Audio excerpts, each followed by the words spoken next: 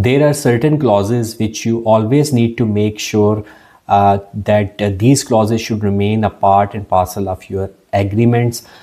These are basically the generic clauses, but without them your agreement contract would not be complete, and you need to make sure as part of your checklist that these clauses are available and well written into your contract, because they will describe many of the dimensions of your agreement. I'm not going into the details of these clauses, but I'm just mentioning them as a heading.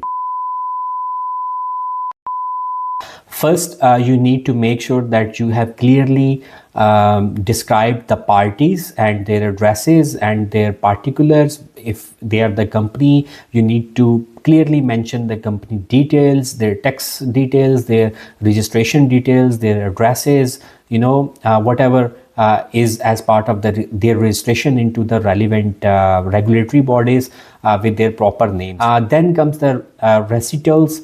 For that reason, you need to write the complete purpose and the content of the basic content of this agreement. And you need to write different definitions for a few of the terminologies you are using, which needs to get themselves defined into the agreement. Then you need to write the terms and the termination. The termination clause is very important, and that needs to be clearly mentioned into the agreement. And then also the scope of work and the obligations for both of the parties. Then you need to write the payment terms. Then you need to write the representations and the warranties.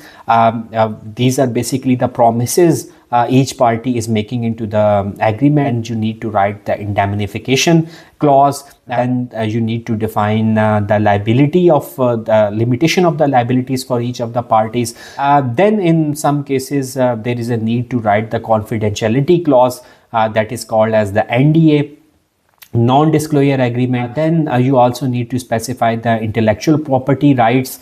If you are using some brand name or you are using some patents whatsoever, so you need to limit that. And then if there is some dispute which arise at the later stage of at the time of the execution of the agreement, you need to write a dispute resolution clause and arbitration, like how you are going to resolve this issue. Then there are different boiler plate clauses.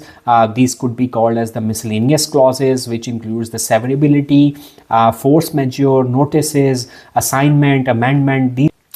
By severability, it means that if one clause is found invalid, the rest of the contract remains in effect. Force majeure, if like something has happened, like in the case of the war, in case of some flood or something like that happened, which is not in control of a company, in control of the parties, then in such case you need to write the force majeure clause.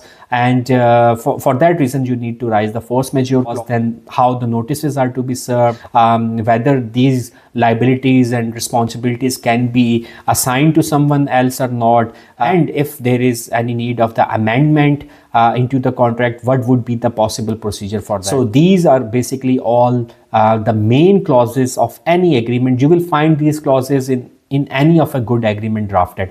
But obviously the wording of it, like how you are gonna cover the risk associated with these clauses, this you need to make sure to be provided with the proper legal advice.